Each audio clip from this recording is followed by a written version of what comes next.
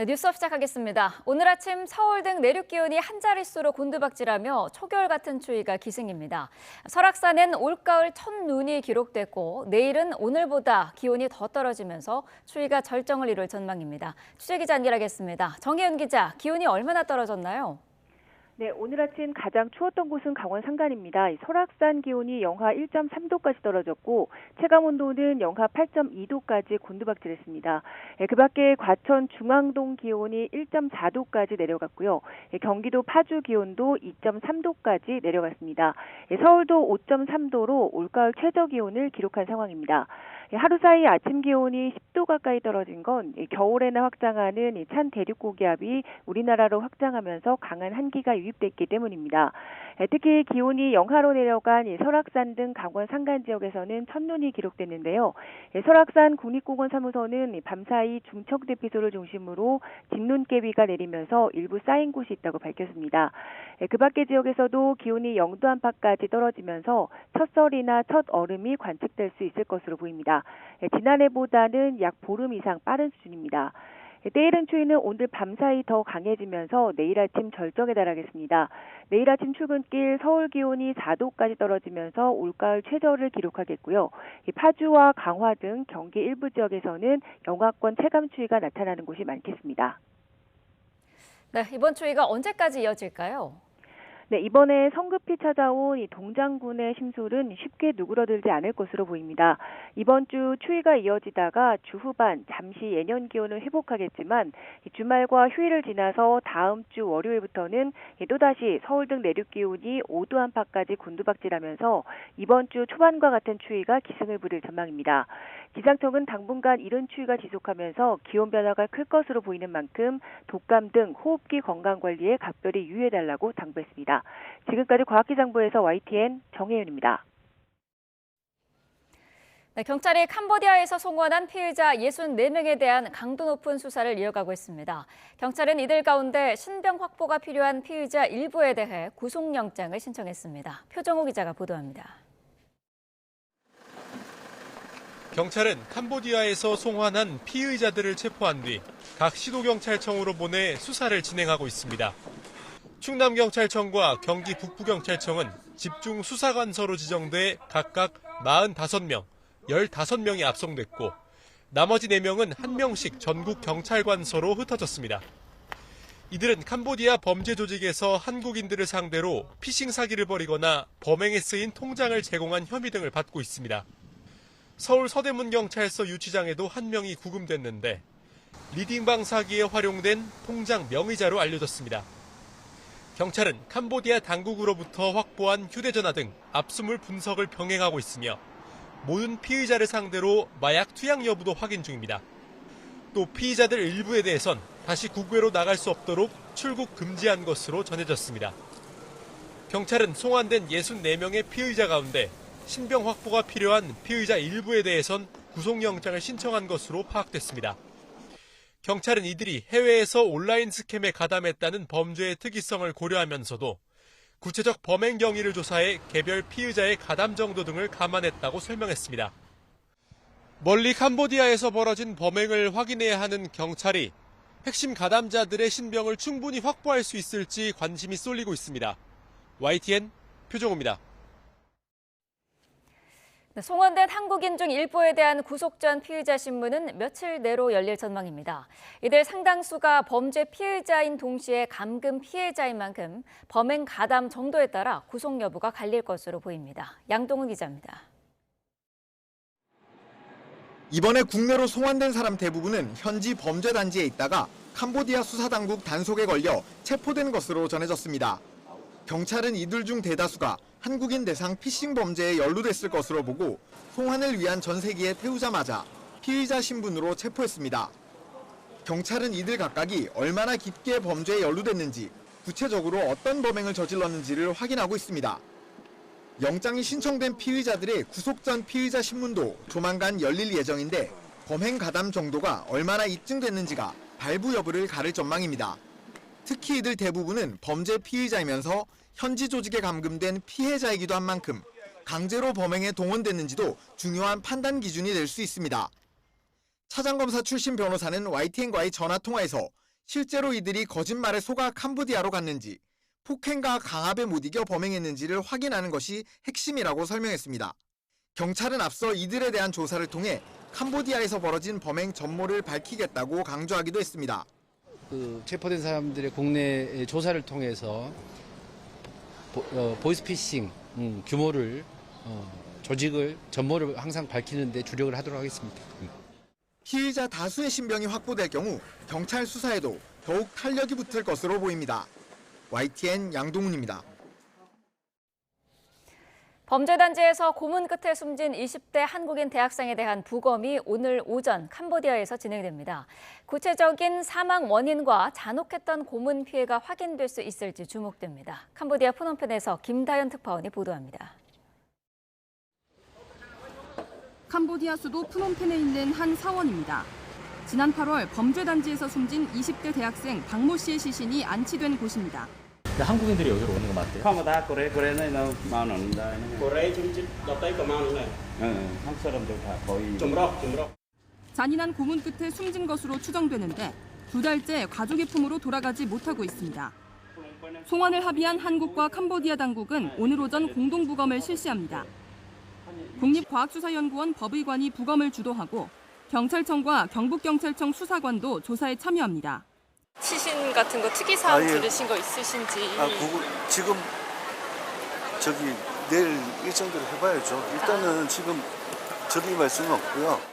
한국과 캄보디아 양측은 피해자의 사망 원인과 범행 수법을 구체적으로 파악하고 외상이 더 있는지 등을 자세히 들여다볼 계획입니다.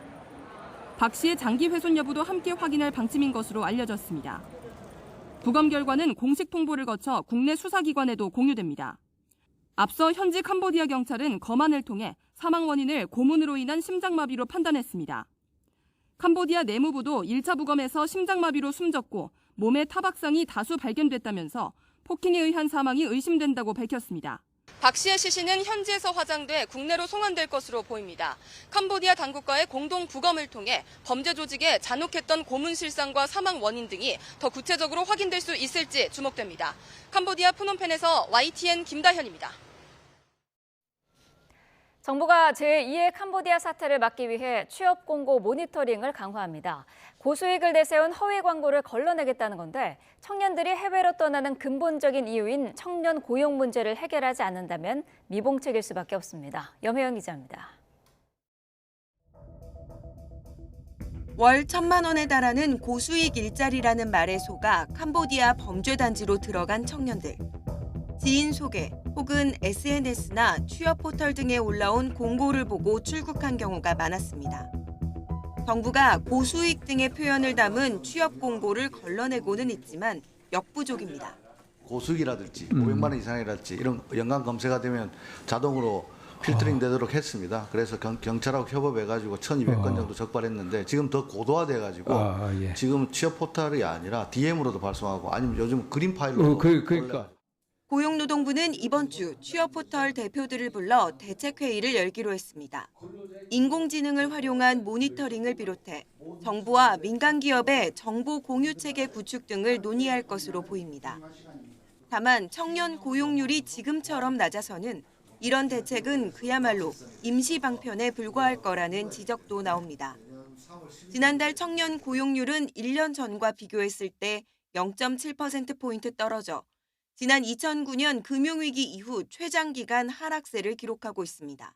전체 취업자 수는 늘고 있는 와중에 청년층은 60대 이상보다도 취업을 못하고 있는 상황입니다. 결국 청년 일자리와 소득 문제에 답을 찾지 못한다면 목숨을 담보로 취업길에 오르는 비극은 반복될 우려가 큽니다. YTN 염혜원입니다. 김건희 씨 의혹 수사를 총괄하는 민중기 특별검사가 과거 미공개 정보를 이용한 주식 거래로 역 억대 수익을 봤다는 의혹이 제기됐습니다. 핵심 수사 대상인 김건희 씨도 과거에 투자했던 회사인데 민특검 수사의 정당성을 놓고 작지 않은 파장이 예상됩니다. 우종훈 기자의 보도입니다. 민중기 특별검사가 투자했던 회사는 태양광 발전 시설을 짓는 네오세미테크입니다. 부산고법 부장판사이던 2008년 비상장 주식 만주 500만 원어치를 보유하고 있다고 신고했습니다. 2010년 4월 신고한 보유 주식은 12,000여 주로 늘었고 이듬해엔 1억 3천여만 원에 모두 판 것으로 나타났습니다. 문제는 민특검이 주식을 매도한 시점입니다. 이 회사는 2010년 8월 분식회계가 적발돼 상장 폐지됐습니다. 개인 투자자 7천여 명이 4천억 원 넘게 피해를 봤는데 민특검은 오히려 차익을 실현했기 때문입니다. 당시 회사 대표였던 오모 씨, 사회이사였다가 거래 정지 직후 사임한 양재택 변호사 모두 민특검과 대전고, 서울대 동기 동창입니다. 민특검이 미공개 정보를 접하고 주식을 처분했을 개연성이 의심받는 지점입니다.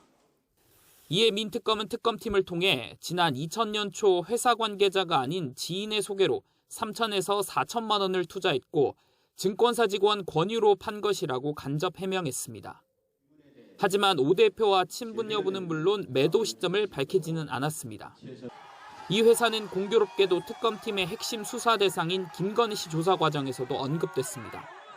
지난 8월 대면 조사에서 김 씨가 주식을 잘 모른다며 도이치모터스 주가 조작 가담을 부인하자 특검팀은 김 씨의 네오세미테크 신주인수권부 사채 투자 사실을 언급하며 반박한 것으로 전해졌습니다.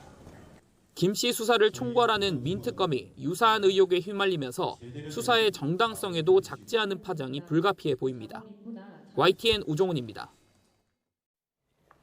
김건희 씨의 매관매직 의혹을 수사하는 민중기 특별검사팀은 오늘 이배용 전 국가교육위원장을 불러 조사합니다. 특검은 오늘 오전 10시 이 전 위원장을 참고인으로 소환해 조사합니다. 앞서 특검은 양평 공흥지구 의혹과 관련해 김 씨 일가를 압수수색하는 과정에서 금 거부기와 함께 이 씨가 윤석열 전 대통령 부부에게 보낸 편지를 발견했습니다. 특검은 이를 토대로 이 전 위원장의 국가교육위원장 임명 과정에 김 씨가 개입한 것으로 의심하고 있습니다. 비상계엄 관련 내란 의혹으로 기소된 윤석열 전 대통령과 한덕수 전 국무총리의 재판이 오늘 법원에서 각각 진행됩니다. 지난 7월 내란 특검에 재구속된 이후 이 재판에 나오지 않고 있는 윤 전 대통령은 이번에도 불출석할 전망입니다. 한 전 총리는 같은 법원에서 진행되는 자신의 내란 방조 혐의 세 번째 재판에 출석합니다. 조규홍 전 보건복지부 장관, 안덕근 전 산업통상자원부 장관 등에 대한 증인 신문이 예정돼 있는데 법원은 지난 재판과 마찬가지로 특검의 중개 신청을 허가했습니다. 국민의힘 장동혁 대표가 최근 서울구치소에서 윤석열 전 대통령을 면회한 것을 두고 정치권 파장이 만만치 않습니다.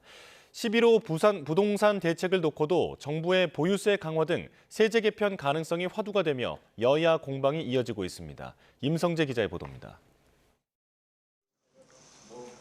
장동혁 대표의 윤석열 전 대통령 면회 소식에 더불어민주당은 대선 불복을 넘어선 명백한 제2의 내란 선동이라고 펄쩍 뛰었습니다. 장 대표를 일본 극우 인사에 비유하며 이렇게 비판했습니다. 장동혁 대표의 윤석열 면회는 야수꾼이 신사를 참배하는 일본의 극우 세력의 망동과 다를 바 없습니다. 윤석열 구치소 성지순례라거나 내란 잔당의 망령이 부활하고 있다는 날선 반응도 쏟아졌습니다. 국민의힘은 장 대표가 지난 전당대회에서 내건 면회 공약을 이행한 것뿐이라며 여당발 공세 진화에 나섰습니다. 다만 당내에서조차 대단히 무책임하고 부적절한 처사란 반발이 잇따랐습니다. 부동산, 관세 문제 등 이재명 정부가 노출한 균열을 파고들 야당의 시간이 왔는데 면회 이슈가 이를 가릴 수 있다는 지적입니다. 실제 국민의힘의 대여 공세의 칼끝은 정부의 11호 부동산 정책에 초점이 맞춰졌습니다. 당 차원의 부동산 TF 출범 준비와 함께 특히 보유세 인상을 포함한 세제 개편 전망을 정조준했습니다. 보유세는 세입자에게 전가되고 전세 매물은 줄며 임대료는 폭등할 것입니다. 한마디로 세금 주도 성장입니다. 민주당은 일단 여권 안팎에서 거론되는 보유세 강화 카드에 당의 공식 입장은 아직 나오지 않았다 선을 그었습니다. 대신 당 정책위원회 차원에서 검토 중인 서울 25개 자치구 세부 공급 계획을 거론하며 연말이나 연초 발표 가능성을 시사했습니다. 여야가 각각 내란과 부동산 대책을 겨루며 주도권 다툼을 이어가는 모양새인데 남은 국정감사 기간 서로의 약점을 부각하려는 공방은 한층 더 거세질 것으로 전망됩니다. YTN 임성재입니다. 지난주 국정감사 기간 내내 부딪혔던 여야가 이번 주에도 강대강 충돌을 예고했습니다. 김현지 대통령실 제1부속실장 출석 문제와 사법개혁이 쟁점이 될 것으로 보입니다. 박희재 기자입니다. 더불어민주당은 국정감사 1주차를 내란 청산과 민생 회복을 목적으로 했다고 정리했습니다. 야당 시절 민주당이 윤석열 정부를 향해 제기해온 의혹들이 하나둘씩 드러나고 있다며 정의와 상식이 통하는 나라를 세우겠다고 말했습니다. 윤석열 정권이 남긴 국가 파괴의 흔적을 바로잡고 무너진 민생을 다시 세우는 것이 이번 감사의 핵심 목표입니다. 야당의 공세가 집중되고 있는 김현지 대통령실 제1부속실장의 증인 출석에 대해선 그럴 만한 의혹이 있는지 모르겠다며 직책이 바뀌었으니 새 총무비서관이 나오면 된다고 말했습니다. 이를 두고 국민의힘은 김 실장의 총무비서관 시절에도 민주당은 증인 채택에 반대했다며 보직 이동이 국감 출석 회피용이었다는 것을 자백한 것이나 다름없다고 비판했습니다. 국민의힘은 이번 주 국감에서도 강공을 예고했습니다. 법사위 소속 국민의힘 의원들은 핵심 증인을 부르는 문턱을 낮추고 상임위원장 권한을 축소하는 내용의 김현지 추미애 방지법을 추진하겠다고 밝혔습니다. 상임위원장의 질서 유지권 남용을 제한하기로 했습니다.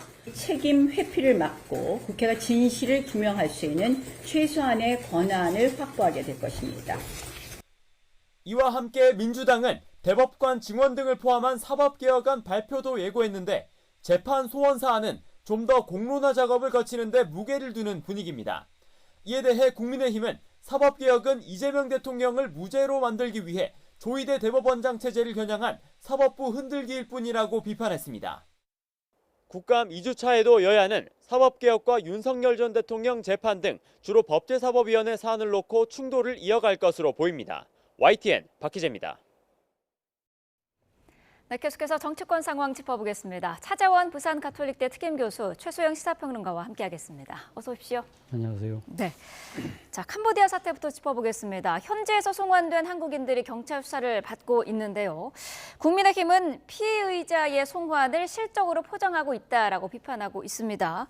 범죄자들을 국내로 데려온 거 아니냐 이런 이야기인데 어떻게 들으셨나요? 일단 뭐 범죄 혐의를 많이 받고 있는 분들이 들어온 게 맞죠. 네. 맞습니다만 그러니까 지금 당장 구금돼 있는 일종의 뭐랄까요 피해자, 순수한 피해자는 왜 못 데리고 오느냐고 하지만 당장 이것이 해결될 수 있는 사안이 아니라는 것이죠. 네. 외국과의 또 이 협조 관계도 있는 것이고요. 그리고 또 캄보디아도 사실 그 범죄 단체에 대한 아직까지 정확한 실태를 파악하지 못하고 있는 것 같아요. 그렇기 때문에 일단 그 캄보디아 당국에서 일단 범죄 혐의로 구금됐던 피의자들만 일단 송환을 할 측면이 분명히 있긴 있습니다만 네. 그러나 이 피의자도 우리가 착각해서는 안 될 것이 대한민국 국민입니다. 그렇다고 한다면 우리나라 입장에서는 대한민국 국민이 어떤 식으로든 외국에서 구금돼 있는 상태라고 한다면 어떤 식으로 우리가 데리고 오는 것이 맞는 것이고요. 또 하나는 이 사람들이 지금 범죄단체의 구성원으로서 활동을 했던 사람이라고 한다면 만약에 그 사람들이 풀려나와서 다시 복귀할 경우에는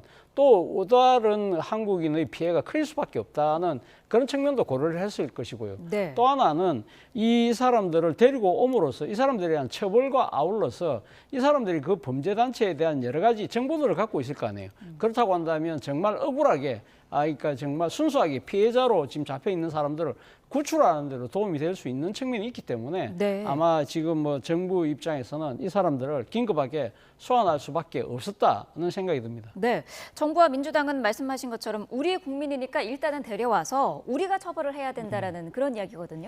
뭐 접근 방식은 저도 동의합니다. 그러니까 네. 뭐 우리 재외 국민들이고 일단 뭐 불법적인 조짐에 가담했든 안 했든 우리 국민이기 때문에 우리가 뭐 국내법에 따라서 보호해야 된다는 거예요. 왜냐하면 외국에 있다 보면은 아무래도 외국법이라든가 현지 수사기관 조사를 받아야 되면 불이 있을 수 있으니까 네. 뭐 그건 100번 양보해서 이해한다고 치더라도 근데 마치 이 송환 쇼를 가지고 저는 이 전체 문제를 덮으려는 듯한 의도는 제가 사실은 짚고 넘어가지 않을 수가 없는 게 지금 사실 이 사람들 말고 더 중요한 우리 지금 갇혀 있는 젊은이들이 1,000명이 넘는다는 게 현지 수사당국과 우리 국가정보원의 결론입니다. 네. 이 1,000명 어떻게 할 겁니까? 그런데 여기에 대한 얘기는 별로 없고 이 64명 지금 데려온 사람들에 대해서 뭐 옥석 가리기에 나서야 되겠지만 이 사람들을 마치 이제 뭐 구출했다는 그런 식의 표현들을 쓰고 있어요. 근데 정부 자체가 구출 표현을 자제해달라고 얘기를 합니다. 송환이 맞는 거죠. 정확한 용어는. 네. 그런데 마치 이제 일부 의원들이 여기 개입하면서 자신의 어떤 정치적인 어떤 그런 영달을 위해서 구출했다든가 이런 식으로 좀 자극적인 표현을 쓰면서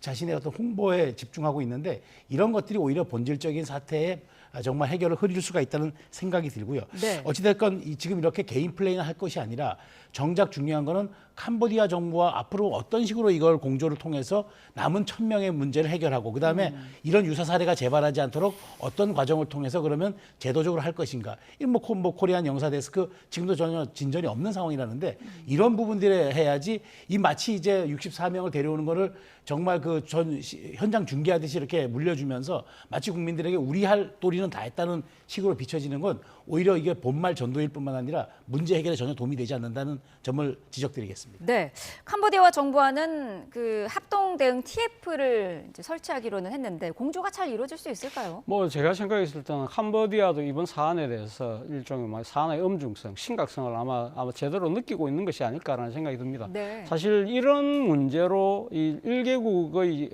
외교부 차관과 그리고 또 이 수사 책임자가 한꺼번에 이렇게 방문하는 것 자체가 상당히 이례적이잖아요. 그리고 이 전 세계적으로도 사실 이 뉴스가 긴급하게 타전되면서 캄보디아 입장에서는 국가적 이미지에도 상당한 타격이 생길 수밖에 없는 것이고 네. 그리고 모르긴 몰라도 이 지금 캄보디아에서도 한국 내에서 움직임이 지금 일고 있는 캄보디아에 대한 공적 개발 원조에 대한 즉 ODA에 대한 예산을 삭감해야 된다는 이야기까지도 아마 듣고 있을 거예요. 그렇기 네. 때문에 이 사안 자체를 이렇게 호락호락하게 넘어가서는 안 되겠다고 아마 판단했을 가능성이 높고 그래서 저는 이런 그러니까 협력 TF 정도는 충분히 아마 꾸릴 수 있지 않을까 하는 생각이 들고요. 네. 실제 이런 캄보디아 정부의 입장 변화가 있었기 때문에 지금 캄보디아에 틀을 두고 있던 범죄단체들이 지금 인접국으로 지금 다 이주 내지는 도망을 하고 있다는 지금 뉴스가 나오고 있잖아요. 그걸 본다고 한다면 캄보디아 입장에서도 이번 사안을 결코 가볍게 넘어가지는 않을 듯합니다. 네, 코리안 데스크 설치는 무산이 됐는데 경찰은 이게 꼭 필요하다는 입장인 것 같아요. 근데 이렇게 하려면 저는 본질적으로 네. 우리 외사 인력부터 복원시켜야 되는 것 아닌가요? 1,000명 가까웠던 우리 외사 인력이 어쨌든 윤석열 정부 때 형해화돼서 지금 거의 뭐 10명 단위가 있다, 수십 명 단위가 있다 그러면은 민주당이 여당인데 빨리 이것부터 복원을 시켜야죠. 그래야지 네. 코리안 영사 데스크든 뭐든 지금 그러면 캄보디아만 이 문제가 날까요? 인접국으로 지금 말씀하신 것처럼 번져나가는데 제2, 제3의 캄보디아가 안 나온다는 보장이 있습니까? 그럼 본질적으로 해당 주재국가 지금 코리안 데스크도 하나 중요하겠지만 더 중요한 거는 빨리 외사 인력을 복원시켜서 해외 어디 국가더라도 이런 일을 막을 수 있는 전담 인력들을 재편하는 게 그게 여당이 할 일인 거죠. 그리고 이제 지금 캄보디아하고 지금 그 합동수사 TF 얘기한다는데 보다 본질적으로 중요한 거는 저는 이렇게 범죄 수익 환수 어떤 식으로 불법적으로 저지르면 이 수익은 당신의 것이 될 수 없다는 명확한 시그널을 보내는 게 중요한데 네. 일단 캄보디아와 우리가 보니까 국제형사사법 공조조약 체결이 이미 2021년에 이루어졌습니다. 그렇기 때문에 조금만 더 보완하면 될 문제이기 때문에 저는 정부가 너무 성과라든가 홍보에 치중할 것이 아니라 아까 말씀드린 것처럼 내실 있는 것을 치중해 줘야 되고 제가 지난주에 이 시간 이 방송에서 말씀드렸던 것 같은데 너무 이런 식으로 캄보디아만 몰아붙이면은 네. 우리 교민들의 삶이 피폐해질 수 있고 이런 부분들은 항상 외교에서의 또 하나의 그 뒤에 보여줄 수 있는 이면성이기 때문에 정부가 이런 것들도 강구해서는 안 됩니다. 그러니까 조금 아주 신중하고 치밀하게 물밑으로까지 조율하는 그런 행정력이 필요하다고 저는 봅니다. 네, 민주당 전현희 최고위원은 뭐 필요하다면 군사적 조치를 배제할 수 없다라는 얘기를 했는데 김병기 원내대표는 신중하게 생각하고 발언해야 된다라고 좀 신중한 그런 입장을 보였거든요. 어떤 입장이실까요? 뭐 전현희 의원의 발언에 대해서 지금 그 김병기 원내대표뿐만 아니라 대통령실에도 분명한 선을 그었잖아요. 군사적 네. 조치는 아니다는 이야기를 분명히 했고요. 사실 지금 우리가 캄보디아를 상대로 해서 활용할 수 있는 외교적 무기가 있습니다. 앞서 이야기했던 그러니까 공직개발 원조, 즉 ODA죠. 사실 이 문제가 사실 우리 국내 정치적으로도 상당히 중요한 문제일 수밖에 없는 것이 지난 정권 같은 경우는 공적 원조가 아니라 사적 원조처럼 돼버린 측면이 분명히 있잖아요. 일종의 뭐랄까요. 그러니까 국가 예산을 동원을 해서 그러니까 제3세계의 개발을 위해서 한국이 기여한다는 측면인데 이것이 지금 한국의 기여가 아니라 특정 종교의 기여로 해서 교세 확장을 위해서 사용되는 측면. 그런 측면들을 캄보디아 입장에서는 상당히 반갑게 받아들였겠죠. 그러나 이제 정권도 바뀌고 이번 사안으로 인해서 정말 공적 개발 원조라는 부분의 엄정한 기준 이런 부분들을 우리가 확실하게 적용을 하겠다는 이야기를 분명히 하고 네. 이것을 지렛대 삼아서 지금 캄보디아에서 벌어지고 있는 한국인들의 그 피해를 최소화시키는데 이 그 캄보디아를 협력의 무도로 끌어낼 수가 있다는 것이죠.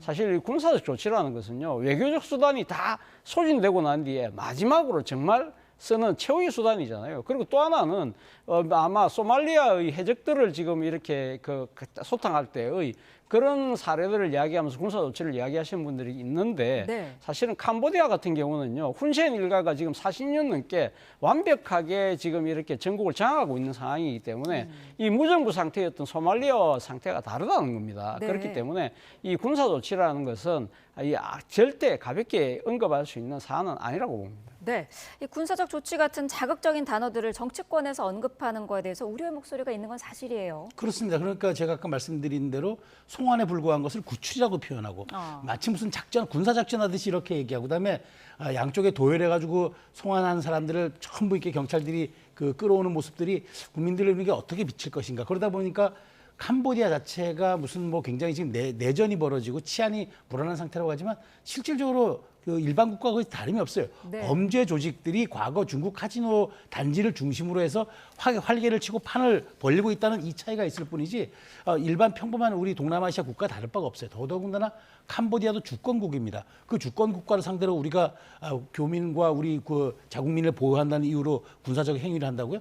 아마 OECD 국가 중에서 가장 치명적인 오욕을 받은 나라가 될 겁니다. 그렇기 때문에 이런 얘기들은 제가 보기에 전혀 도움이 안 될 뿐더러 자신의 정치적인 장래에 무슨 꿈이 있는 분들이 이 어떤 이슈들을 너무 한탕주의로 활용한다거나 본인이 편승 전략들을 사용하고 있는데 전혀 도움이 안 됩니다.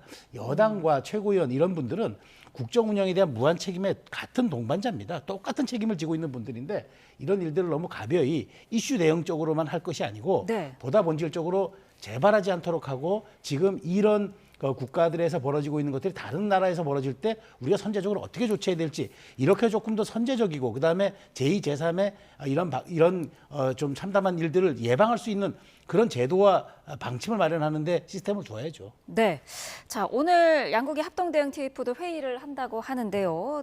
논의되는 내용들을 지켜봐야 될 것 같습니다. 다음 시로 넘어가 보겠습니다. 지난주에 시작이 됐었죠. 이재명 정부의 첫 국정감사 오늘부터 이제 2주차에 접어드는데 첫 주 국감은 정쟁으로만 얼룩졌다라는 평가가 나왔는데요. 이번 주도 상임위 곳곳이 화약고입니다. 오늘 법사위도 마찬가지죠? 네, 그렇죠. 아무래도 지난주에 가장 하닥에 그러니까 지금 뜨거웠던 상임위가 법사위고요. 그리고 네. 또 하나는 과방위도 마찬가지인데요. 오늘 특히 법사위 같은 경우는 전국 주요 지방 법원장들이 다 출석을 하잖아요. 그런데 네. 그 중에 한 명이 지금 나경원 의원의 그러니까 남편이라는 배우자라는 것이죠. 그렇기 네. 때문에 이해충돌 논란과 관련해서 오늘도 아마 상당한 격돌이 예상된다는 보도들이 지금 이어지고 있습니다.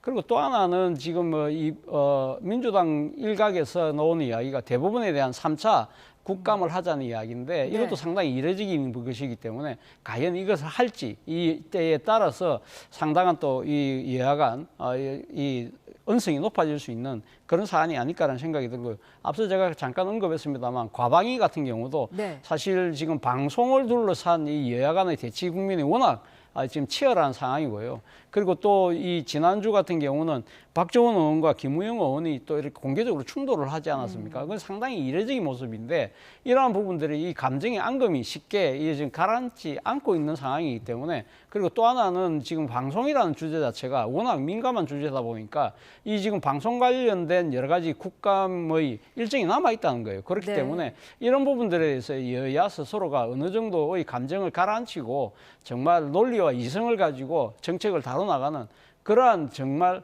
진짜 국감을 국민들이 볼 수 있을지 상당히 나름대로 우려되는 측면이 있습니다. 네, 말씀하신 것처럼 오늘 나경원 의원에 대해서는 민주당에서 이해 충돌 지적을 했는데 나 의원은 오늘 출석하겠다는 입장을 밝혔더라고요. 예, 제가 보기에 남편이 순천지방법원장이죠. 네. 뭐 제가 보기에 주요 피감 기관장도 아닙니다. 사실 어찌 보면은 지방 법원장 중에 한 명인데 그분의 출석과 그 배우자의 그 국회의원 질의가 지금 정말 국감의 모든 이슈를 뒤덮을 정도로 중요합니까? 제가 자료를 하나 봤더니 지난해 국정감사 기준 제출된 국감 자료가요 2,200만 페이지랍니다. 네. A4 용지 4,340박스 분량. 자, 그리고 17개 상임위에 투여된 국정감사 총 시간은 1,333시간이었습니다. 1,300시간이 넘는 그 중요한 시간을 저런 식으로 할애하는 게 맞습니까? 법사위가 그렇게 1라운드는 조희대, 2라운드는 나경원 이렇게 가는 게 맞습니까? 그러니까 저는 이렇게 전혀 지엽적이고 말달적인 부분들이 왜 이렇게 이슈의 중심에 서야 하는가? 결국 이걸 꺼내놓은 게 어떤 주요 정치인들의 내년 지방선거 출마라든가 아니면 당의 영향력 확대라든가 이런 거에 도움이 되지 국정감사라는 본연의 취지에 전혀 도움이 안 되는 거예요. 이 많은 자료들이 다 쓰레기가 되면 되겠습니까? 그러니까 저는 이 부분에 대해서 나 의원이 재척 사유가 없다라고 하면은 그냥 맡기면 될 일이라고 보고요. 네. 과거 전현희 의원 사례도 있었으니까 권익위 원장 본인이 했던 거 상대로 질의를 했었으니까 그러면 이런 부분들에 대해서 정치권이 그냥 한 발 물러서면 될 일인데 이 이슈가 나머지의 현안을 덮는다면은 이것이야말로 꼬리가 몸통을 흔드는 격이 아니겠습니까? 이거는 정치권이 정말 지양해야 될 일이라고 저는 생각합니다. 네. 지난주 대법 현장 검증 과정에서 일부 민주당 의원들이 쇼츠를 제작한 거를 두고도 국민의힘 지적이 이어지고 있는데요. 추미애 위원장은 자신의 후원 계좌까지 영상에 노출했다 이런 지적이 있어요. 결코 그러니까 적절한 모습은 저는 아니라는 생각이 듭니다. 아무리 네. 미디어가 발달함에 따라서 상당히 이 소위 말하는 소셜 미디어가 상당히 의원들의 자신의 홍보에 중요한 측면이 분명히 있죠. 네. 그런 측면에서 활용하는 부분에 대해서 우리가 그걸 타박하기는 그러니까 지나친 측면이 분명히 있습니다만 그럼에도 불구하고 지난주 보여줬던 국감 현장에서 나타났던 이 쇼츠 제작 부분은 좀 심각한 문제가 있다는 생각이 듭니다. 네. 일단 주객 전도라는 거죠. 그러니까 지금 본질은 이 국가 이 정책을 집행하는 과정에 있어서의 여러 가지 잘못들을 국민의 대표를 하는 국회의원들이 이걸 꼼꼼히 따져보는 것인데 네. 그 본질보다는 자신의 홍보에만 더 열을 올리는 그런 상황이라고 한다면 이건 정말 주객이 전도된 것이고요. 또 하나는 이러한 쇼츠를 만드는 부분에 있어서 아무래도 좀 재밌는 부분을 부각시킬 필요가 있잖아요. 그러다 보니까 막말하게 되고 정도가에서 벗어나는 여러 가지 행위들을 보여주면서 결국은 눈살을 찌푸리게 만드는 것인데 그럼에도 그걸 왜 하느냐? 네. 결국은 강성 지지층들한테 내가 어필만 하면 당내에서 공천은 받을 수 있을 거야 라는 그런 정치적 계산이 지금 놓여 있다는 것이고요. 또 하나는 말씀하셨지만 이 쇼츠를 비롯한 이런 이 클릭 수를 통해서 자신의 정치 후원금도 챙기려고 하는 속셈도 깔려 있다. 그렇다고 한다면 이거는 정말 이 국사를 집행하는 네. 의원들이 자신의 주머니만 먼저 챙기는 그러한 행태는 아무래도 잘못됐다는 비판에서 자유롭지 못하다는 생각이 듭니다. 네, 평론가님께서는 어떻게 보셨어요? 그러니까 쇼츠 영상이 중요합니까? 국정감사에서 본인이 위원장으로서 역할이 중요합니까? 그러니까 저는 이게 추미애 위원장만 하는 게 아니라 추미애 위원장은 이제 후원 계좌까지 노출시켜서 지금 비판을 받는 거지. 네. 여권 의원들 앞다투어서 사실 또 하고 있어요. 물론 야당 의원들도 안 한다는 건 아닙니다. 그러니까 이러다 보니까 국정감사가 아니라 사적감사가 되는 것 아니냐는 이제 지적이 나오는 거죠. 그러니까 이게 사상 초유의 대법원 현장 국감일 마치 이제 점령군들이 어디 시찰하듯이 주요 장면들을 편집해가지고 올려서 여러분 이게 우리가 지금 드디어 해내고 있습니다라는 이런 식의 홍보라는 게 과연 누구에게 도움이 되겠습니까? 이게 국가에 도움이 됩니까? 민주당이 추진하는 사법개혁에 도움이 됩니까? 우리나라 형사사법제도의 발전이 이루어집니까? 전혀 도움이 안 되는 거예요. 그러니까 본인들의 어떤 그런 정치적인 영달을 위해서 이렇게 하는 것 아닙니까? 그러니까 저는 제가 아까 말씀드린 대로 국정감사의 시간은 국민의 시간입니다. 국민의 네. 시간은 국민에게 되돌려줘야지 왜 본인들이 정치적 영리 목적에 활용합니까? 그러니까 이거는 본말이 전도된 사안이 분명하기 때문에 이런 거 하면 안 됩니다. 그러다 보니까 어떤 식으로 이제 민주당이 사법개혁을 얘기해도 자꾸 의구심을 갖는 거죠. 저거 자기 장사하는 거 아니야? 자기 홍보하는 거 아니야? 이런 오해를 받지 않기 위해서라도 이런 것쯤은 최소한 국감이 끝난 이후에 올리는 게 맞다고 저는 생각합니다. 네, 김현지 대통령실 제1부속실장이 국감의 증인으로 출석할지 여부도 계속 논란이 되고 있는데 29일에 운영해서 논의를 할 거라고 하는데요.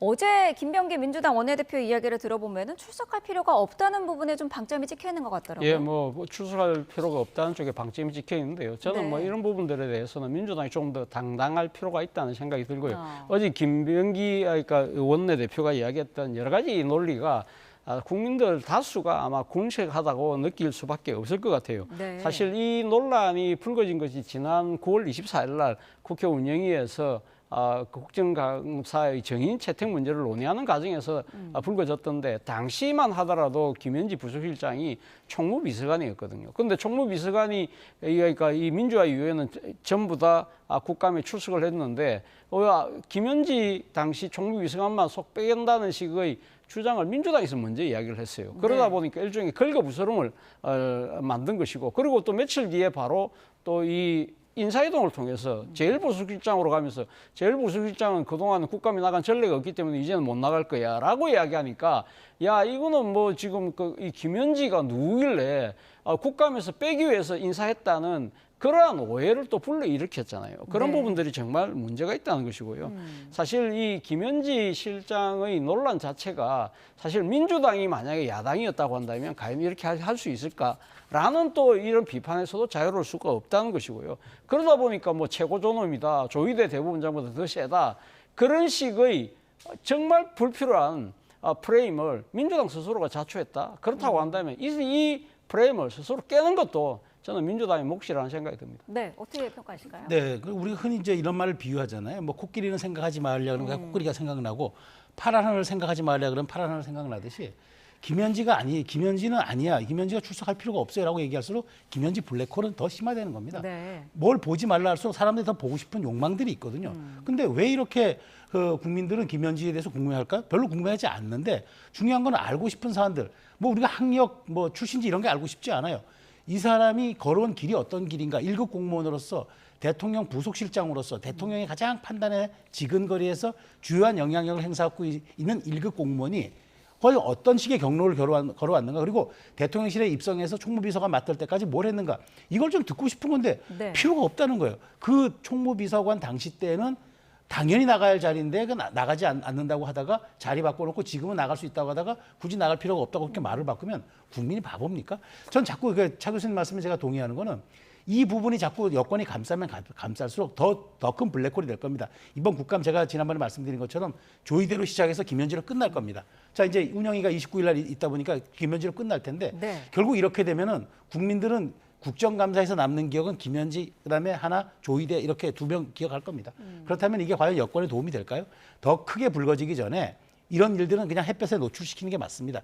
그래야지 투명하고도 객관적인 정부라는 걸 입증할 수도 있습니다. 네, 국민의힘은 추미애 김현지 방지법을 동시에 발의를 하겠다는 계획인데 그 내용을 보면은 다수당이 민주당의 폭거를 막겠다는 의지가 강하게 들어있는 것 같더라고요. 물론 뭐 그 의지를 이렇게 입법을 통해서 하겠다는 것인데 그것이 과연 실은 가능할 것인가? 본인 스스로도 실은 불가능하다고 생각할 거예요. 그럼에도 불구하고 왜 이런 헐심을 쓰느냐고 생각할 수 있지만 본인들의 입장에서는 이런 식의 법안 발의의 정치적 액션 자체가 민주당의 그러니까 이 지금 국회 운영에서의 오만과 독선을 보여줄 수 있는 말 그대로 프레임을 만들 수 있는 하나의 중요한 기제로 보는 것이죠. 그렇기 때문에 그렇게 하는 측면이 분명히 있습니다만 그래서 제가 생각했을 때는 바로 국민의힘의 이런 식의 이 법안 발의 자체가 사실은 민주당이 한 번쯤 되돌아볼 지점이 있다는 것이죠. 예를 들면 지금 민주당이 지금 그러니까 이 추미애 방지법 중에 하나가 일종의 각 정당이 자체로 선출한 간사는 그냥 그러니까 상임위에서 그러니까 이 의결을 하지 않고 자동적으로 이렇게 선임을 할 수 있도록 만들어주는 그런 이야기가 지금 들어 있잖아요. 사실 그동안은 대한민국의 국회에서 이 각 교섭단체가 스스로 이렇게 선출한 간사는 자동적으로 다 받아들여졌거든요. 그런 정치적 도의 자체가 무너지니까 결국은 지금 그러니까 법안을 만들겠다는 것 자체인데 이런 식으로 그동안 정치적으로 모든 것을 해왔던 걸 갖다가 이것이 지금 막히는 상황이다 보니까 이런 이 법까지 만들겠다는 발상을 하게 된 그 현상 자체를 이거 민주당은 남의 일이 아니라고 판단하고 이런 부분들은 적극적으로 시정할 필요가 있다는 생각이 듭니다. 네, 법안이 통과될 가능성은 없지만 민주당이 되돌아봐야 될 지점들이 네, 있다라는 평가셨거든요. 동의합니다. 그러니까 좋은 정치는 법으로 제한하는 게 아니라 좋은 관례가 많이 쌓여야 좋은 정치가 이루어진다는 격언이 있습니다. 말 네. 그대로. 그래서 우리 정치가 문화라는 이름으로 관례라는 이름으로 축적된 시간을 쌓아왔거든요. 그게 중에 하나가 이제 말하자면 이제 각 당이 이제 말하자면 지명한 간사들은 뭐 이의 없이 위원회가 이렇게 선정해주고 하는 것들이 이제 관례인데 그 관례를 깨버리는 바람에 다시 한번 법으로 해보자고 하니 이게 정치가 저는 후진화되고 있다고 생각하는 겁니다. 네. 여권이 뼈아프게 들여봐야 할 지점은 이런 식의 폭주라든가 이런 식의 말하자면은 단독 진행들이 과연 국민들이 그러면 저 민주당이 정말 정부 여당 집권 여당으로서 잘하고 있다고 보는 거로 생각할까요? 그렇지 않을 겁니다.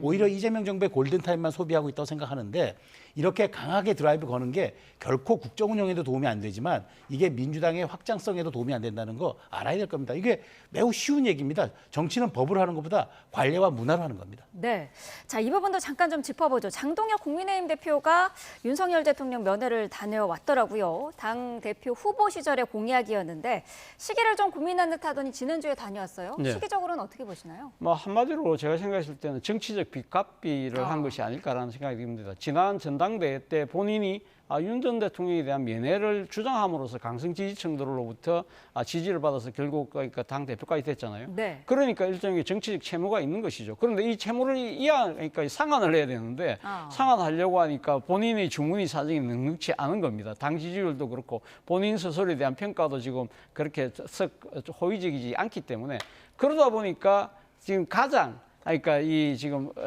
조금 애매한 시점. 지금 국정감사 중이고 그리고 또 네. 주말에 갔다 온 거 아니에요. 그것도 지금 특별 면회가 아니라 일반 면회로 10분만 갔다 왔다. 네. 그러니까 지금 그러니까 이 상당히 장동혁 대표에게 정치적인 빚을 돌려받아야 되겠다고 생각하는 강성 지지층 입장에서 이자는 그냥 본전도 제대로 안 갚았네? 라고 지금 이렇게 반발할 수밖에 없는 것이고 네. 이 사실 지난 이 전당대회 때 이 공약을 내걸었을 때부터 당내에서 반대의 목소리가 만만치 않았거든요. 네. 뭐 결국 지금 윤석열 전 대통령과의 고리를 끊지 않고서는 우리가 새로 태어날 수 없다고 주장하는 의원들 입장에서는 야 그거 정치적 채무 아니잖아. 그거 무시해도 되는 거야. 라고 지금 주장할 수밖에 없는 것이고 민주당 입장에서는 야 잘 걸렸다. 이 내란 정당의 본질을 그대로 갖고 가고 있는 거네. 라는 식의 뭐 지금 사면 초과에 지금 장동혁 대표가 빠진 것이 아닐까라는 생각이 듭니다. 네, 당내 반발 기류도 상당하고요. 말씀해 주신 것처럼 윤 전 대통령 측의 변호인들도 좋게 평가하지 않고 있고 민주당도 비판을 이어가고 있는데 그렇다면 얻은 게 아무것도 없을까요? 그렇지만 저는 털고 가기 전략이라고 저도 생각해요. 그러니까 우리가 이제 흔히 얘기하는 이 정치 이론에 이제 면역 효과 전략이라는 게 있거든요. 그러니까 네. 이게 가스빼기 이론인데 어쨌든 자신의 문제라고 생각했던 점을 슬쩍 털고 넘어감으로써 여기에 대한 리스크를 줄여내는 걸 그것도 일종의 전략인데 장 대표 입장에서는 시기적으로 금요일 날 면회하고 그것도 특별 면회가 아닌 일반 면회 네. 그다음에 토요일 날 짧은 SNS 글로 그걸 얘기하고 그다음에 성경이라는 걸 통해서 그냥 일반적으로 윤 대통령도 성찰과 숙고의 시간을 갖고 있다는 것을 살짝 메시지를 던지고 그리고 또 이제 다시 월요일부터는 아무 일도 없다는 듯이 이제 다시 또 의정 활동하는 거죠. 근데 저는 여기서 중요하게 보는 건 장동혁 대표가 말씀하신 것처럼 당대표가 되었다 하더라도 압도적인 지지로 된 상황이 아니고 당의 장악력도 지금 과거의 어떤 그런 제왕적인 총재 대표 시절보다는 다르기 때문에 네. 저는 일종의 혼합 전략을 쓰고 있다고 보는 거예요. 권투 선수가 링에 올라가서 오른손만 사용하면은 상대를 이길 수가 있겠어요. 오른손 왼손 번갈아 써야 상대를 무력화시키는데 일종의 지지층도 조금 단결하고 그다음에 주요 전선은 내년 지선을 앞두고 외연 확장에 좀 나설 것 같은데 아마 이번 걸로 이제 정치적 채무를 조금 청산하면서 네. 앞으로 본인은 지선에 조금 중도 확장과 중원 전략이라는 그 두 가지 방침으로 좀 나가지 않을까. 저는 약간 정치적 채무를 털었다는 점에 대해서도 동의합니다. 네, 알겠습니다. 자, 오늘 두 분 말씀 여기까지 듣겠습니다. 차재원 부산 가톨릭대 특임교수 최소영 시사평론가와 함께했습니다. 고맙습니다.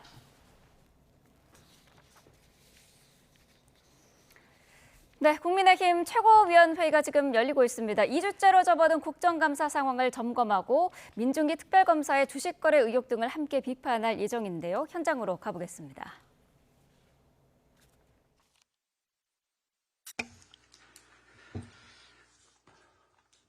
대책 없는 부동산 대책으로 온 국민이 공황 상태에 빠졌습니다. 한마디로 부동산 테러입니다. 부동산을 바라보는 왜곡된 시각에서 출발한 어설픈 대책은 문재인 정권의 흑역사를 그대로 따라가며 대실패를 예고하고 있습니다.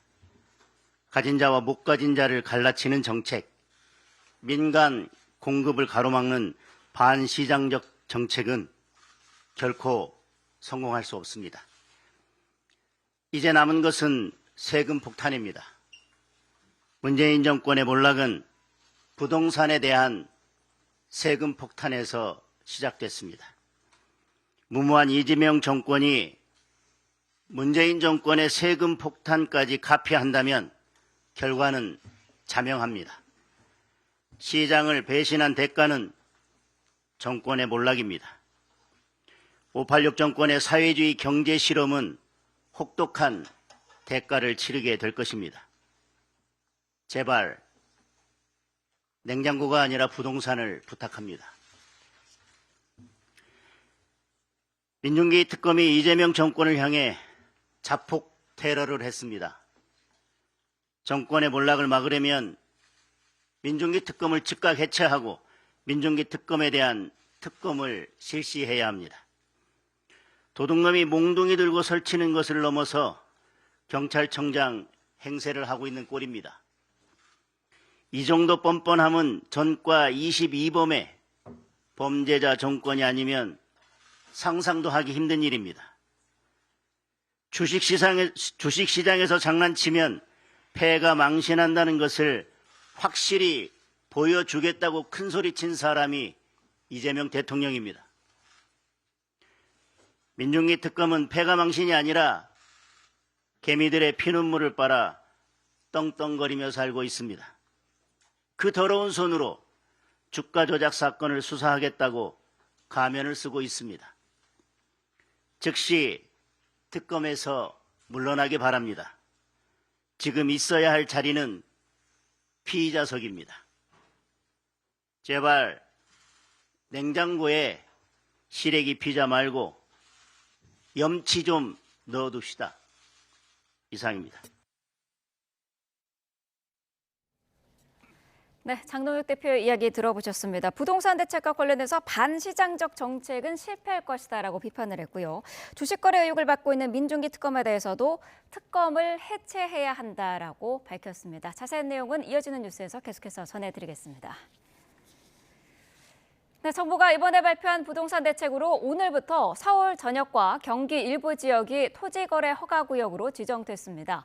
경기도에서는 성남시 분당 수정 중원구를 비롯해 과천시 하남시, 광명시, 안양시 동안구, 의왕시, 용인시 수지구, 수원시 영통 장안 팔달구 등이 포함됩니다. 해당 지역에서는 앞으로 주택을 거래하려면 사전에 허가를 받아야 하며 최대 2년간 실거주 의무가 부과됩니다.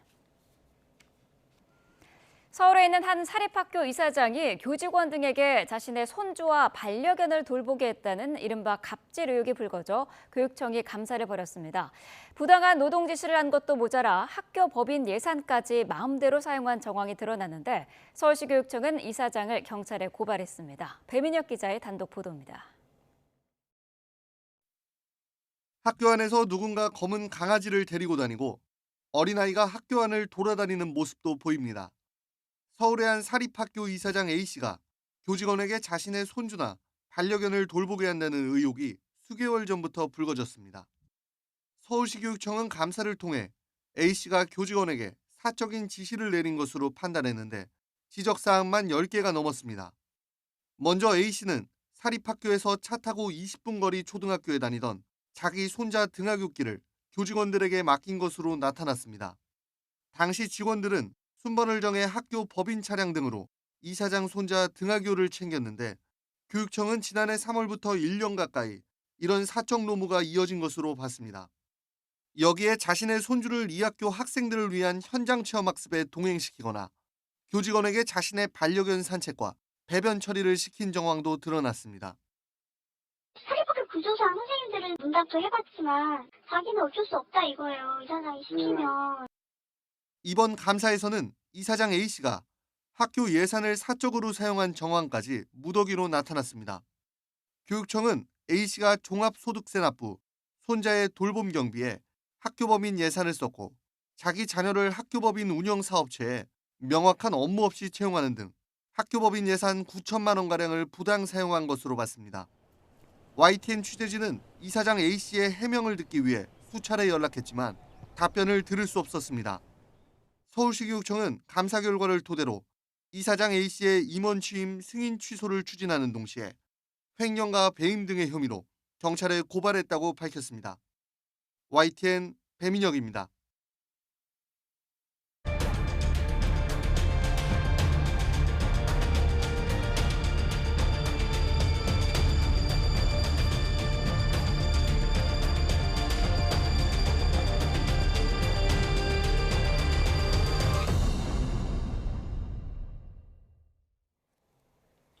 한국과 캄보디아 당국이 오늘 범죄 조직의 고문 끝에 숨진 20대 한국인 대학생에 대한 공동 부검을 진행합니다.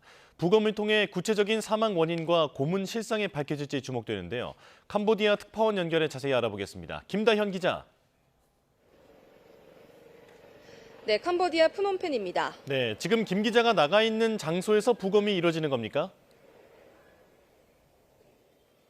네, 그렇습니다. 이곳은 캄보디아 프놈펜의 공공장례식장 겸 화장시설인 턱틀라 사원입니다. 지난 8월 초 캄보디아 범죄단지에서 고문 끝에 숨진 대학생 박모 씨의 시신이 이곳에 안치가 돼 있습니다. 한국과 캄보디아 당국은 약 2시간 뒤인 현지 시각 9시 이곳에서 박 씨에 대한 공동부검을 진행할 예정입니다. 박 씨가 숨진 지 2달여 만에 부검이 이루어지는 건데요. 캄보디아는 문화적으로 부검을 꺼리고 기술 숙련도도 비교적 낮아서 우리 경찰과 함께 부검을 진행합니다. 부검을 진행할 우리 측 국립과학수사연구원 부검의와 담당 수사관 등 7명은 현지 시각으로 어젯밤 10시가 조금 넘어 캄보디아에 도착했습니다. 취재진의 질문에 말을 아꼈는데 화면 직접 보시겠습니다. 내일 있을 부검 관련해가지고 뭐 혹시 시신 같은 거 특이사항 들으신 거 있으신지. 내일 일정대로 해봐야죠. 일단은 지금 저리 말씀은 없고요. 한국과 캄보디아 당국은 박 씨의 구체적인 사망 원인을 비롯해 범행 수법, 장기 적출 등 추가 범행 가능성까지 확인할 계획입니다. 경찰은 부검이 종료되면 신속히 화장 등 절차를 거쳐 유해가 송환될 수 있도록 캄보디아 측과 협조할 예정이라고 밝혔습니다. 이 부검 결과는 공식 통보를 거쳐 국내 수사기관에도 공유될 예정입니다. 숨진 대학생 박모 씨는 지난 7월 통장을 비싸게 사준다는 모집책에게 속아 캄보디아로 갔다가 8월 초쯤 숨진 채 발견됐습니다. 경찰은 박 씨를 캄보디아로 보낸 모집책 홍모 씨와 배우 조직이 박 씨의 대포 통장에서 몰래 돈을 빼낸 것으로 의심하고 있습니다.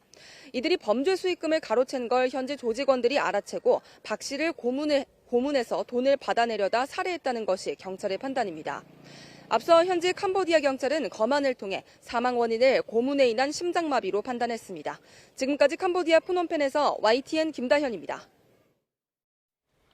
캄보디아에서 송환된 피의자 64명 중 일부에 대해 구속영장이 신청됐습니다. 앞으로 수사 어떻게 진행될지 이웅혁 건국대 경찰학과 교수와 짚어보겠습니다. 어서 오십시오. 네, 안녕하십니까. 네.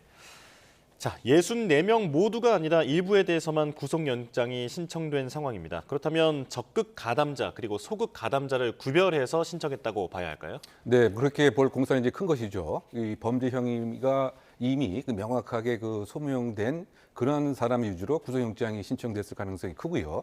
만약에 경미한 이를테면 모집책에 불과하거나 점조직 형태에서 누가 누군지 모르는 상태에서 단순한 시키는 일만 했을 뿐이다라고 한다면 사실상 불구속 수사의 대상이 될 가능성도 이제 큰 것이고 지금 알려진 바에 의하면 일단 주식 리딩방 사기의 주도적인 역할을 했던 아마 서대문 경찰서에서 입건된 그런 사람은 이 구속영장이 청구가 된 것으로 명확하게 보도가 되고 있는데 그 나머지 부분은 아무래도 이를테면 이 범죄 단체에 유입되게 된 경위 그리고 그 상태에서 어떠한 역할을 했느냐 또 중요한 것은 이 가담 정도가 중했느냐 아니면 경미했느냐 등에 관한 이 식별 수사에 근거해서 아마 영장 신청의 기준이 마련된 것이 아닌가 생각이 되고요. 어쨌든 간에 지금 현재 경기 북부청 그리고 그 충남청에서 이른바 그 거점 이 경찰청 중심으로 이 64명에 대한 조사가 이루어진 것이 아닌가 생각됩니다. 예. 자, 48시간 안에 구속영장을 신청을 해야 하기 때문에 이 국적기에서 체포됐던 시간을 고려하면 오늘 새벽에 지금 이 체포 시한이 만료가 된 상황이거든요. 그렇다면 이제 구속영장이 신청되지 않은 사람들은 아마도 석방이 됐을 것으로 추정이 되는데, 자, 그런데 왜 신병 처리 완료 후에 몇 명을 신청을 했는지 이런 세부 사항을 밝히겠다라고 얘기했을까요? 글쎄요, 일단은 이 사항 자체가 상당히 그 이제 복잡할 수가 있는 부분이 있고요. 왜냐하면 지금 이 성환자 64명의 그 지위 자체가 이중적 지위, 지금 우리가 이야기를 나눈 것처럼 뭐 피해자인 경우도 있지만은 대부분 또 가해자인 경우가 있고, 그런데 혹시 또 그 피해자 중에서 사실상 또 허위 피해자 역할을 하는 주장하는 예. 뭐 그런 부분도 있고, 또 한편으로 봐서는 지금 가장 그 중요한 것은 이 64명에 대한 이른바 그 구술 증거가 하나의 정보가 될 수 있는 것이기 때문에 가장 지금 현재 우리 그 정부가 목전에 두고 있는 것은 이 1,000명, 2,000명 이상이 될 수 있는 캄보디아 현지에서 어떻게 빨리 신속하게 우리 국민을 구출해 내야 되느냐, 그 부분에 관한 것도 그 중요하기 때문에 전반적인 그 정보의 지금 분석, 또 어떤 면에서 본다면 정보는 좀 밀행적인 것도 있어야 하기 때문에 이것에 대한 일정한 취사 선택도 뭐 지금 있을 가능성이 있는 것이 아닌가 생각이 되고요. 예. 그럼에도 불구하고 뭐 오전 중에 어쨌든 공식 그 수사 결과가 있을 것 같고, 글쎄요, 뭐 또 한편으로는 그 수사 그 전략적 그 차원에서 지금 사실상 국내에 우리가 알지 못하는 이른바 그 인신매매 목적 또는 이 고액 알바의 출구로서의 브로커가 상당 부분 존재하고 있기 때문에 그렇다 본다면 그 브로커가 과연 누가 왔는지에 관한 나름대로의 64명 중에 아는 사람도 있기 때문에 예. 혹시 이를테면 수사 전략적 차원에서 일단은 그 가급적 그 법적 이 평가를 좀 이완하게 해서 이 사람들의 그 접촉 동선을 파악할 수 있는 이러한 그 방안도 수사 이 기법 측면에서 고려할 가능성도 있지 않나 조심스럽게 추정해 봅니다. 그렇군요. 그러니까 석방된 사람들이 누구와 연락하고 누구와 만나는지를 감시를 하다 보면 조금 더 윗선까지도 네, 수사선이 확장될 수 있다라고 말씀을 해주셨습니다. 자, 그렇다면 일단 구속영장이 신청된 사람들은 구속영장에 그 이제 청구가 되고 그 이후에 인용될 가능성에 대해서는 어떻게 보십니까? 일단은 이제 가장 그 중요한 것이 이제 그 범죄의 그 소명 부분이라고 생각됩니다. 네. 이렇다면 도주의 가능성, 증거인멸의 가능성 상당히 농후하다고 볼 수밖에 없다고 생각되고요.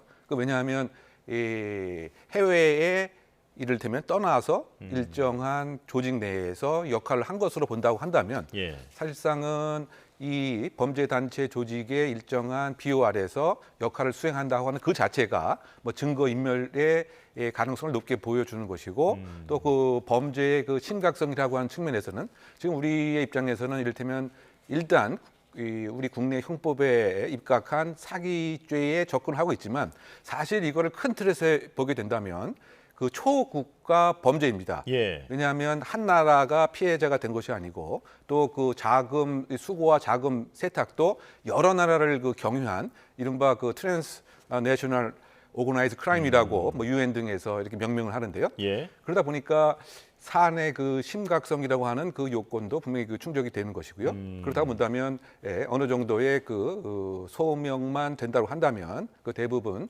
구속영장이 인용되지 않을까 그 생각이 되고요. 예. 더군다나 지금 64명에 한해서는 이미 이 국내 수사기관에 입건이 사전에 많이 그 되어 있었던 상황이기 때문에 그와 같은 소명에 있어서 입증도 별 문제가 없다라고 생각이 되고, 또 지금 이 캄보디아 당국으로부터 뭐 인계받은 이런 64명 등이 소지하고 있었던 또는 관련된 SNS 기록, 그다음 휴대폰에 대한 나름대로의 그 정확한 증거도 지금 뭐 파악이 된 것으로 본다면 대부분 구속영장은 인용이 될 가능성이 크지 않는가 생각합니다. 예.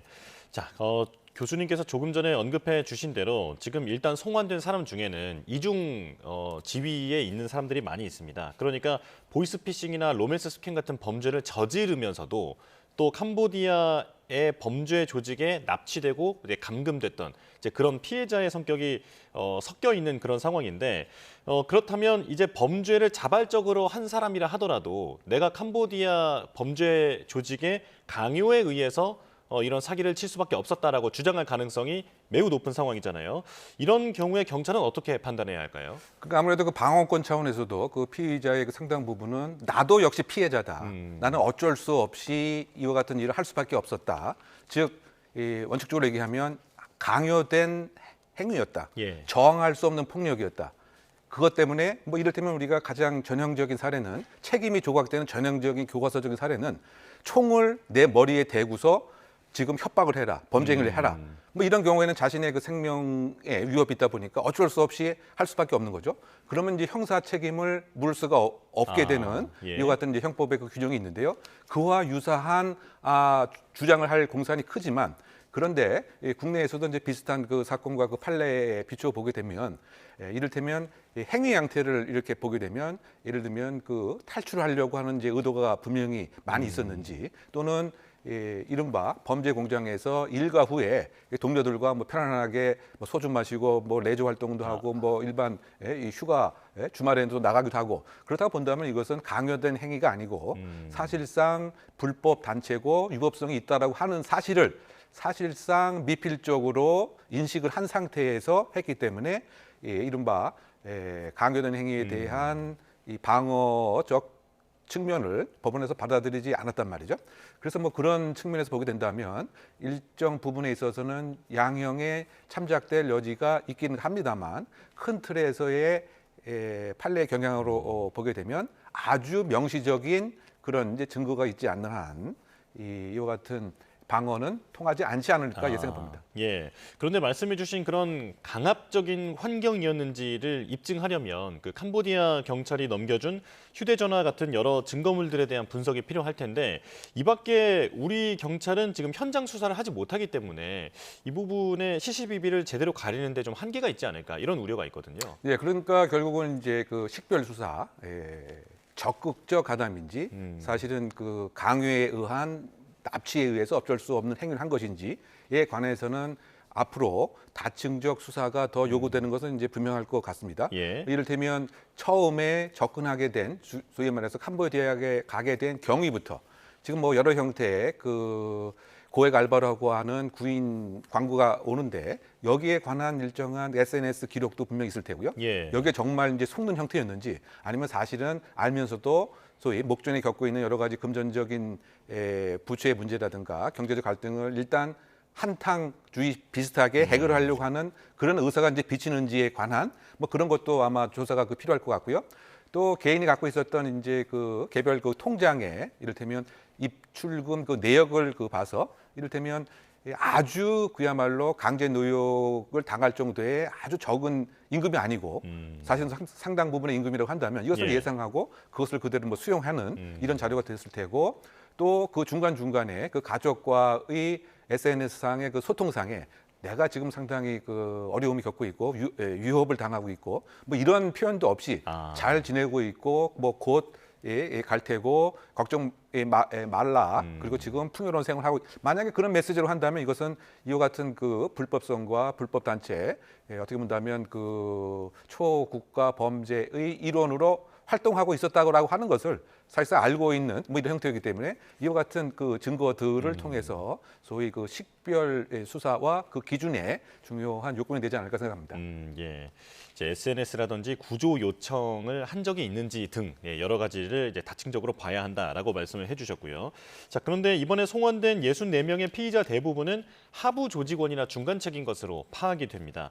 자, 그런데 많이 관심을 모았었던 그 인터폴의 적색 수배가 됐던 인물은 이번에 빠졌다라고 하는데 이게 왜 빠졌는 건지에 대해서 좀 논란이 많은 것 같아요. 네, 그것이 어떻게 본다면 이제 그 캄보디아의 그 사법 당국의 이를테면 태도 또 크게 보게 되면 캄보디아 그 정부의 이번 사안과 관련된 입장을 직간접적으로 보여주는 대목이 아닌가 생각이 되는데요.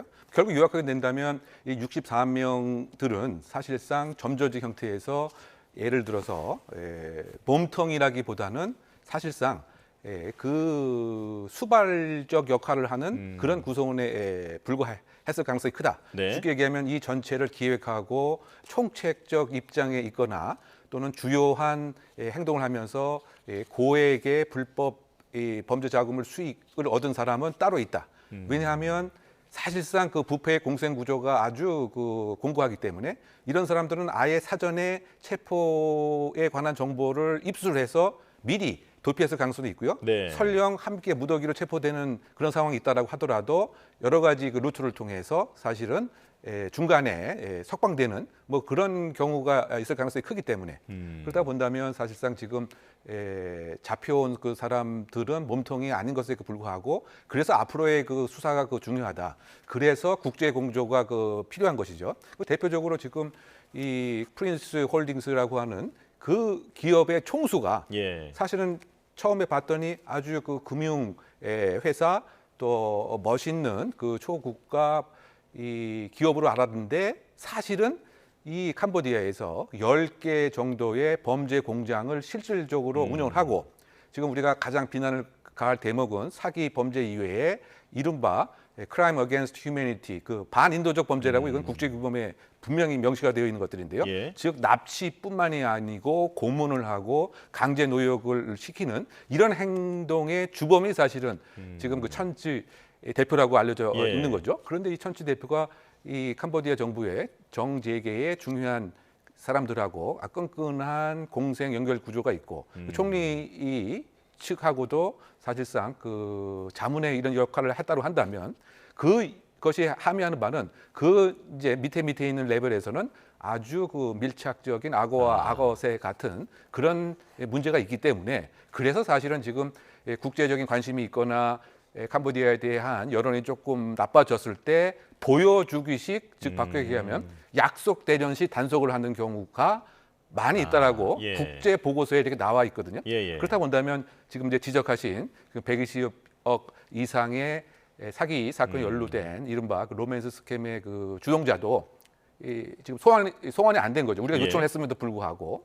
그리고 이 캄보디아에서도 한번 감금이 구속이 됐었는데 또 석연치 않은 이유로 석방이 되고 뭐 그런 등등이 제가 지금 말씀드린 부패의 공생 구조의 한 방증이다라고 요약할 수 있을 것 같습니다. 예, 말 그대로 커넥션을 의심할 수밖에 없는 그런 상황이다 말씀해 주셨는데 자 오늘 오후에 캄보디아 경찰 측과 우리 경찰이 TF팀을 구성을 하기로 논의를 했습니다. 사실 우리는 코리안 데스크와 같은 어떤 직접 수사를 할 수 있는 권한을 원했었는데 거기까지는 가지 않고 그냥 TF 정도로 합의가 된 것으로 알고 있는 상황인데요. 캄보디아 당국을 우리가 좀 어떻게 설득해서 좀 더 협조적인 태도를 이끌어낼 수 있을까요? 코리안 데스크를 필리핀식으로 설치하는 것이 과연 이제 가능하겠느냐. 필리핀 사례를 우리가 유추해 보게 되면 필리핀 경찰 당국에서도 코리안 데스크를 상당히 원했습니다. 뭐 몇 가지 이유가 있는데 일단은 한국에 앞서 나가 있는 치안 인프라, 수사 기법을 전수받고 싶어하는 점.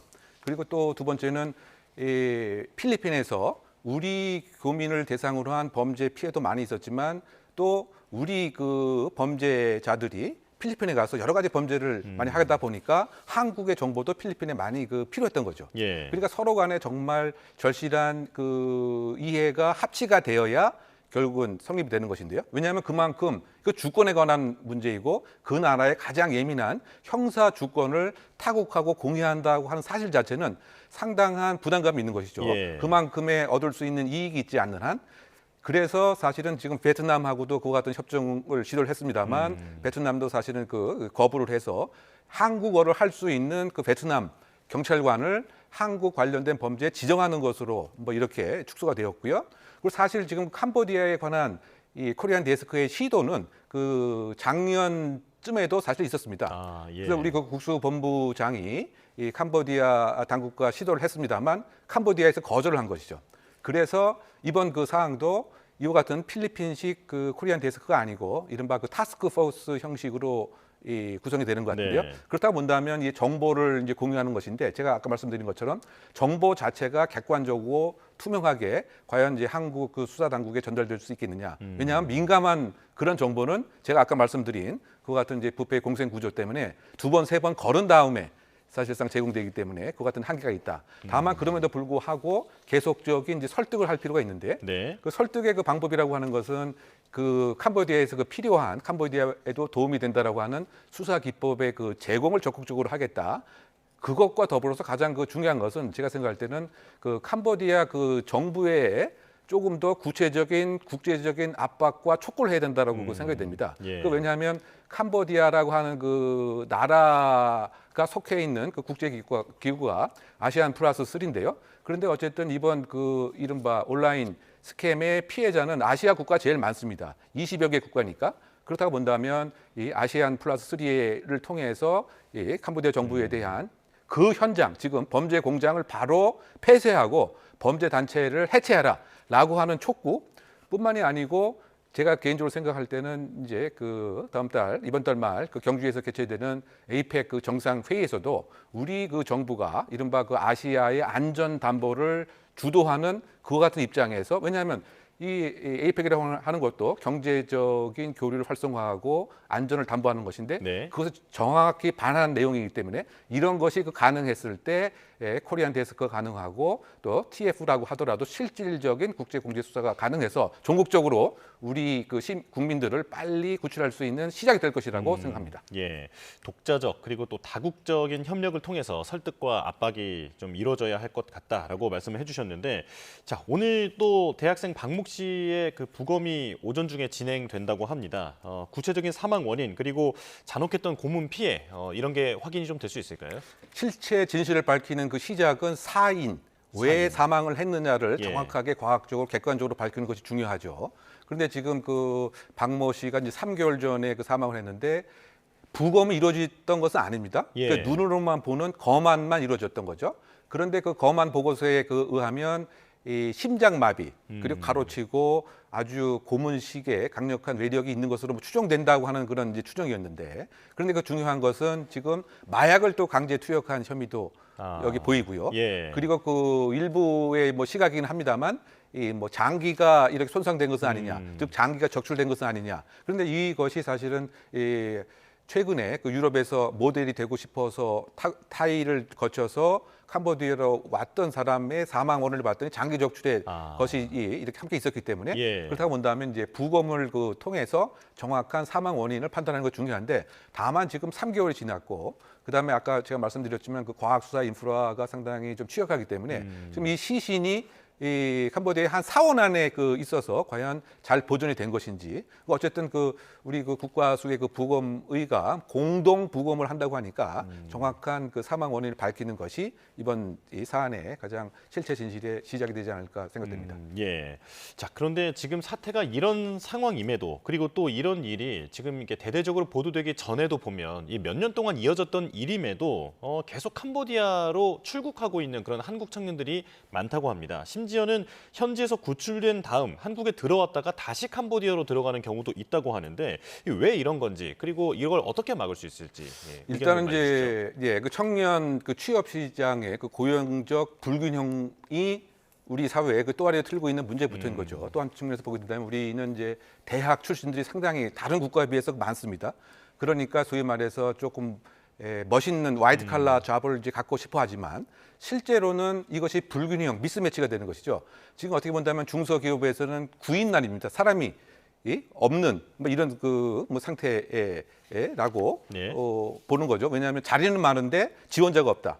그리고 대기업은 자리는 적은데 지원자는 많다. 이와 같은 이제 불균형 자체가 사실은 하나의 해소가 되어야 될 이제 문제이고, 그러다 보니까 소위 우리 그 청년 세대가 이와 같은 불균형에 있어서 합리적인 판단을 할 수 있는 가치의 그 내재화가 없었다. 뭐 이런 점이 가장 큰 이제 문제인 것 같고요. 그 다음에 이것을 계속 현혹하게 하는 소위 말해서 그 가짜 허위 고액 알바 정보가 유입되고 있는데, 이것에 대한 차단 자체를 벌써 했어야 되는데 제가 생각할 때는 이제 방송통신심의위원회가 3개월 동안 아예 작동하지 못해서 차단하지 못하는 이런 문제도 있었던 것 같고요. 그다음에 그 네트워크와 관련된 지인이 이와 같은 이제 한탕주의의 유혹이 계속 있다 보니까 이와 같은 상황에서도 계속 그 캄보디아로 떠나고 싶은 이런 상황이 있기 때문에 제가 생각할 때 가장 그 강력한 조치는 이 출국했을 때 이 국가의 명령을 어기고 출국했을 때 불이익을 주는 여권법의 그 개정을 통해서 이와 같은 잘못된 생각을 사전에 막을 수 있는 제도가 시급하지 않나 생각합니다. 예,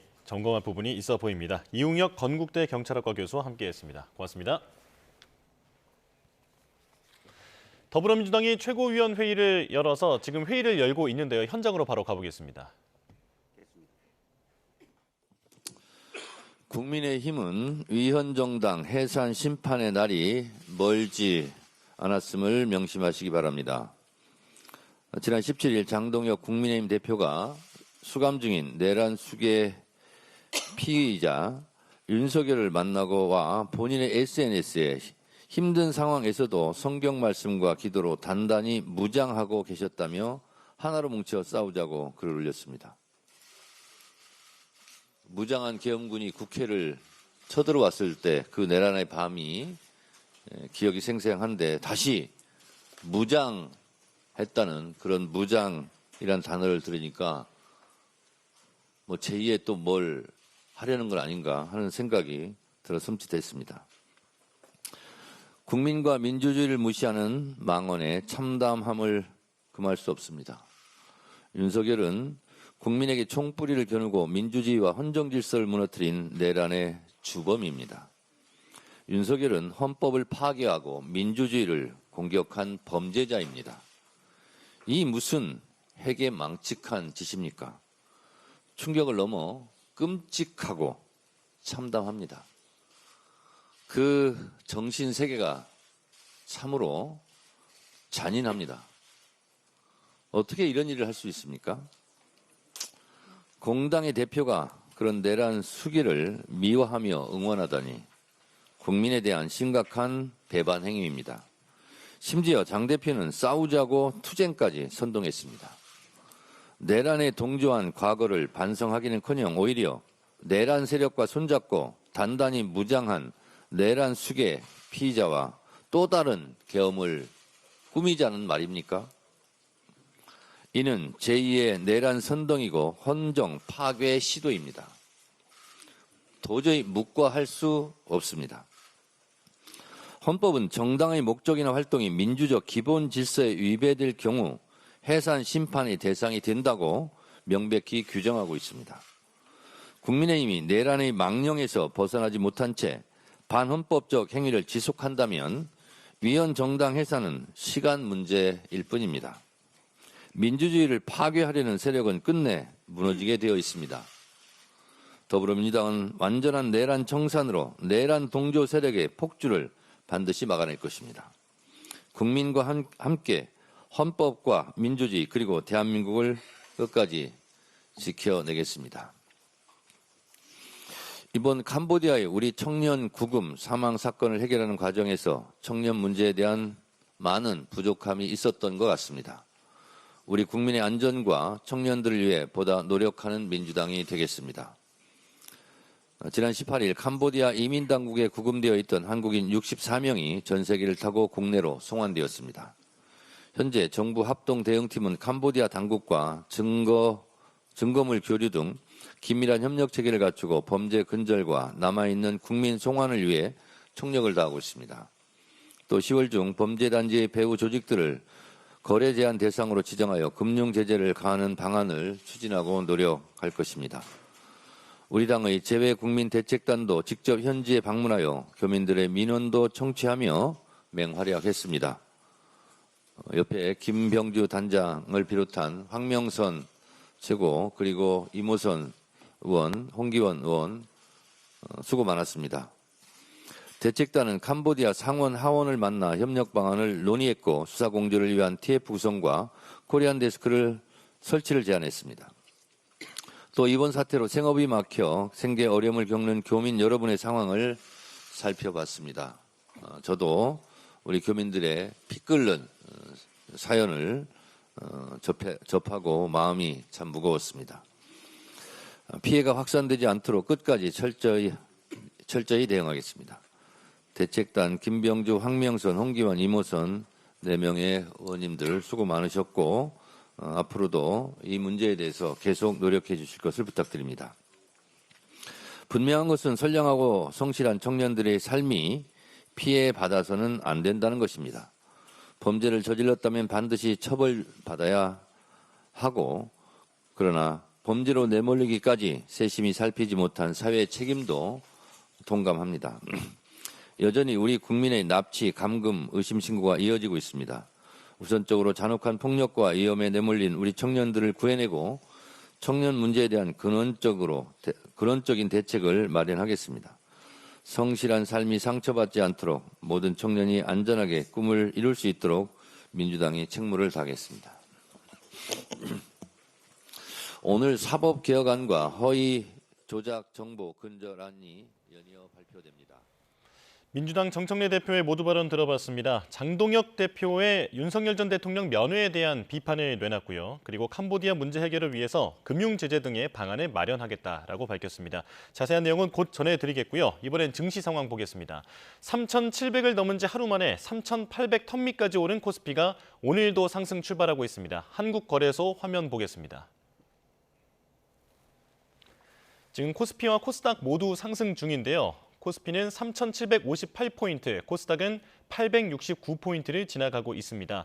자, 주말 사이 미중 무역 갈등이 봉합될 가능성이 제기되면서 시장에 훈풍이 불고 있는 것으로 보입니다.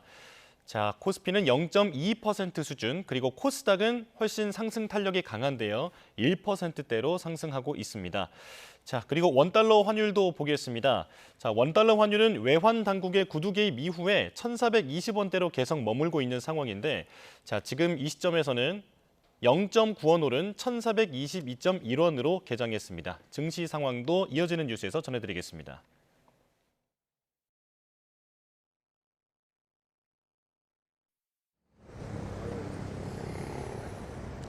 오늘 서울은 올해 가을 들어서 최저 기온을 기록했습니다. 밤사이 찬 공기가 강해지면서 아침 기온이 5.3도까지 곤두박질했는데요. 이에 따라서 하루 사이 시민들의 옷차림도 많이 달라졌습니다. 찬바람을 막기 위해서 모자를 쓴 시민들의 모습도 많이 보이고요. 또 스카프를 두르면서 마치 초겨울 풍경을 연상케 합니다. 낮에도 예년 기온을 밑돌면서 종일 쌀쌀한 만큼 오늘 나오실 때는 옷차림 따뜻하게 하셔야겠습니다. 하룻밤새 초겨울 추위가 찾아오면서 올해 가을 들어서 곳곳에 최저 기온을 기록한 곳들이 있습니다. 우선 가장 추웠던 곳은 강원 산간인데요. 설악산이 영하 1.3도까지 떨어졌고 체감온도는 영하 8.2도까지 곤두박질했습니다.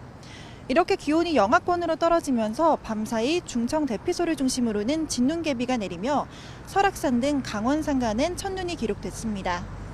기온이 0도 안팎을 보이면서 중부 내륙에서도 첫 설이나 첫 얼음이 관측될 수 있겠습니다. 때이른 추위는 낮에도 계속되겠습니다. 한낮 기온은 서울이 15도, 대전 16도, 광주 18도가 예상되고요. 예년 기온을 3에서 5도가량 밑돌겠습니다. 오늘 전국 하늘이 흐리거나 구름 많겠고 동해안을 중심으로는 비가 내리겠습니다. 영동과 경북 북동부에 최고 30에서 40mm, 그 밖에 동해안 지역에는 5mm 미만의 비가 예상됩니다. 영동 지역은 내일 오전까지, 그 밖의 지역은 내일 늦은 밤까지 비가 이어지겠습니다. 내일은 때이른 추위가 절정을 이루겠습니다.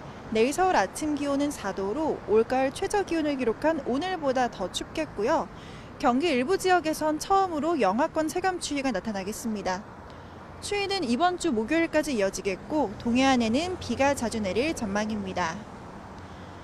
최근 들어서 독감 환자도 빠르게 늘어나고 있습니다. 특히 내일 추위가 절정에 달하는 가운데 이렇게 초겨울 같은 날씨는 당분간 계속될 걸로 보이니까요. 면역력 잃지 않도록 호흡기 관리에도 신경 쓰셔야겠습니다. 지금까지 광화문에서 YTN 정수현입니다.